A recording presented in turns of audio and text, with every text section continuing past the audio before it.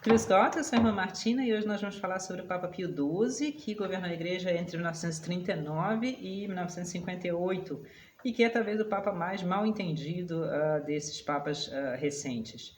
Pio XII, Eugênio Pacelli, era um italiano da mais alta aristocracia italiana, um homem de saúde precária, mas extremamente capaz, extremamente inteligente, com uma capacidade de organização muito forte e uma personalidade, por um lado, que inspira muito respeito, muita afabilidade, por outro lado, muito firme. Ele tinha sido o braço direito do Papa Pio XI, a sua influência, sobretudo intelectual, nas encíclicas do Papa, sobretudo nas encíclicas contra o comunismo, contra o fascismo, foram já muito fortes, era o grande amigo, o homem de confiança de Pio XI, e foi eleito, enfim, né, quase por unanimidade, quando Pio XI morreu no começo da Segunda Guerra Mundial.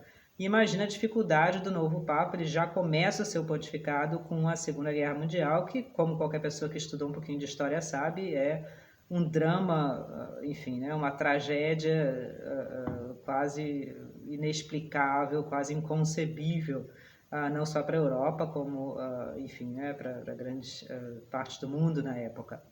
E toda a ação de Pio XII, ele tinha morado na Alemanha, muitos anos tinha sido núncio na Alemanha, gostava muito da Alemanha. Isso é uma coisa fácil de entender para mim que moro aqui. A Alemanha tem coisas extremamente boas, extremamente simpáticas. É um povo, sobretudo aqui no sul da Alemanha, muito afável, muito religioso, ainda hoje em certas partes, naquela época mais. E por isso mesmo ele pôde ver desde dentro o perigo do nazismo alemão e justamente influenciou o Papa Pio XI enormemente nesse sentido. Essa simpatia dele pela Alemanha é muitas vezes, né, interpretada como uma simpatia pelo nazismo, que absolutamente não faz sentido, mas por outro lado ele entende a complexidade da situação. E ele passou a guerra inteira, vamos dizer assim, mais ou menos fazendo o que ele achava que era possível fazer. É claro, como a gente dizia, os papas são pessoas como nós e, portanto, é possível para a gente dizer, eu acho que ele deveria ter feito diferente ou eu não faria assim, mas, por outro lado, a gente está falando uma vez acontecida a coisa, para a gente é fácil falar. Lá naquela época era, enfim, né, muito complicado e muito difícil você ver as coisas com claridade. E, por outro lado, todos os movimentos de resistência, as palavras de resistência, enfim, né, as pregações contra o nazismo tinham a consequência imediata de causar um incremento na brutalidade. Isso existiu na resistência francesa, por exemplo, cidades inteiras pessoas inocentes foram mortas por causa de um movimento de resistência ali perto. Na Holanda, os bispos da Holanda falaram oficialmente contra a perseguição dos judeus. Os judeus da Holanda, a Holanda foi o país que mais perdeu da sua, enfim, quantidade de judeus desde do pré-guerra até o pós-guerra, junto com a Polônia. E, portanto, é muito difícil saber o que fazer. Que ele tenha sido de alguma forma simpático ao nazismo, pró-nazismo, é uma coisa que qualquer, enfim, estudo um pouquinho mais profundo das suas palavras, inclusive por parte de judeus, prova o contrário. Se ele poderia ter feito diferente ou não, melhor ou não, isso é uma questão que fica, obviamente, a cargo de cada um interpretar, sobretudo porque envolve, né, questões aqui muito dramáticas e muito difíceis. Os próprios judeus têm, obviamente, que chegar à sua interpretação sobre isso. Mas, por outro lado, é claro, e isso é reconhecido no Yad Vashem, no movimento judeu, no grande museu judeu do Holocausto em Jerusalém, que uma quantidade incontável de membros da igreja, bispos, padres, freiras, ajudou, escondeu, sobretudo em países como a Polônia, a França,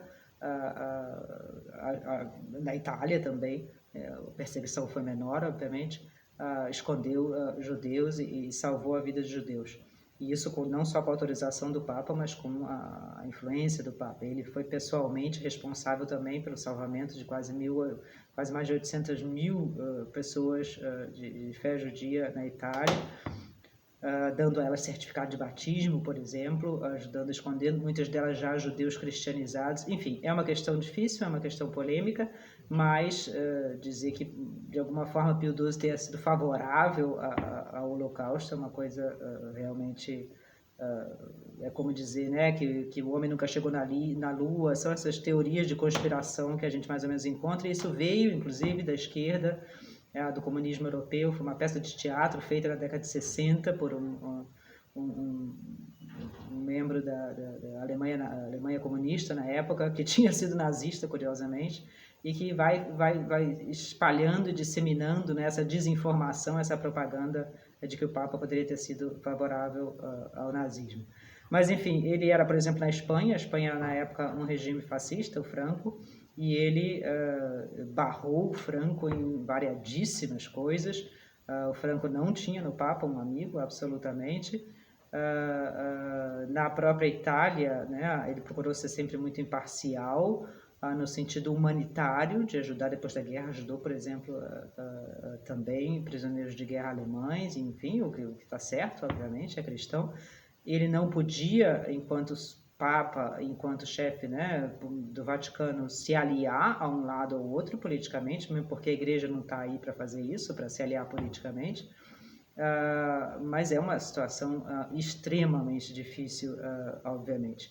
E o que a gente mais se esquece, porque os livros de história são, obviamente, cheios, né, de propaganda de esquerdas, é que o perigo comunista não só já existia naquela época, a Revolução Comunista na Rússia em 1917 ainda, como era muito mais ameaçador do que o perigo nazista no começo. O nazismo, a gente pode dizer que foi um movimento localizado, de certa forma, e, por outro lado, tão violento e tão brutal que ele mesmo provoca a própria resistência, vamos dizer assim. Nazista convicto era pouca gente.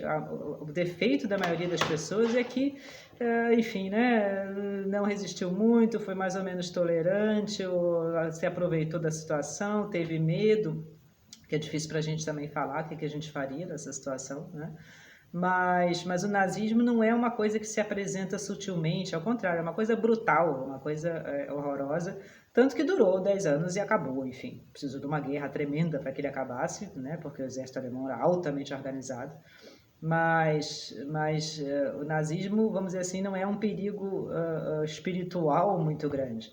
O comunismo é e é até hoje, porque o comunismo justamente se confunde muito com amor aos pobres, né, com desejos democráticos. Toda propaganda comunista é uma propaganda extremamente democrática. A propaganda nazista nunca foi democrática. A propaganda comunista é, até hoje. A esquerda radical sempre se apresenta como, né, amiga dos pobres, enfim. E, portanto, para muita gente naquela época, e para o Papa também, o comunismo é uma ameaça muito mais poderosa, e a gente vê como ele tem razão, porque o nazismo acabou e o comunismo está aí, enfim, em alguns países do mundo até hoje, né? Pensar na Coreia do Norte, que vive até hoje completamente fechada e isolada, o que aquela gente não sofre naquele país, e a gente nem sabe, não pode nem, né, falar deles de notícias, porque a gente não sabe, coitada daquela gente. E, portanto, claro, muitas vezes, por muita gente, o nazismo foi visto como um mal menor, ou foi visto inicialmente como, em certos aspectos, até uma reação ao comunismo. A gente precisa lembrar, por exemplo, que em países do leste europeu, que tinham sofrido já muito sob o comunismo, pensar na Ucrânia, nos milhões de pessoas na Ucrânia que tinham morrido de fome por causa do governo, enfim, soviético. Eles receberam os alemães, quando os alemães invadiram aquela região, com flores nas ruas. Eles acharam que os alemães estavam vindo libertar eles, enfim, né, da tirania comunista que eles conheciam muito bem. Claro, eles não tinham muita noção de que os alemães iam fazer igual ou pior. A história do leste europeu entre as duas guerras e durante as duas guerras é realmente uma tragédia sem precedentes. Sofreram dos dois lados. É o caso da Polônia, por exemplo. Foi invadida pela União Soviética e pela Alemanha e enfim, né, fez o que pôde contra os alemães e no fim acabou comunista no final da guerra. É uma história de uma tragédia sem nome, realmente. E o Papa lembra disso muito, a grande mensagem, talvez, de Pio XII, sobretudo depois da guerra. Ele era uma pessoa respeitadíssima no pós-guerra, e a gente esquece também que o pós-guerra é as décadas de 40 e de 50 é a época de ouro do catolicismo nos Estados Unidos, por exemplo. A grande mensagem de Pio XII é que a democracia tem fundo cristão, a democracia verdadeira, a democracia que justamente busca a liberdade, o bem, tem fundo profundamente cristão. Não é à toa que, enfim, né, a Declaração de Independência dos Estados Unidos começa citando Deus. De novo, o que ele diz é o que os outros papas já repetiram de outra forma: sem Deus não há possibilidade de uma sociedade realmente livre. A democracia não é a tirania da maioria, a democracia é uma sociedade livre na qual o bem é reconhecido, na qual há a possibilidade de se viver no bem, na paz, no direito, na justiça. E nesse sentido, tanto o comunismo quanto o nazismo são ameaças a essa democracia. A gente ainda fala um pouquinho disso na próxima vez, porque a gente vai pegar o próximo Papa que emenda aqui com Pio XII. Grande abraço!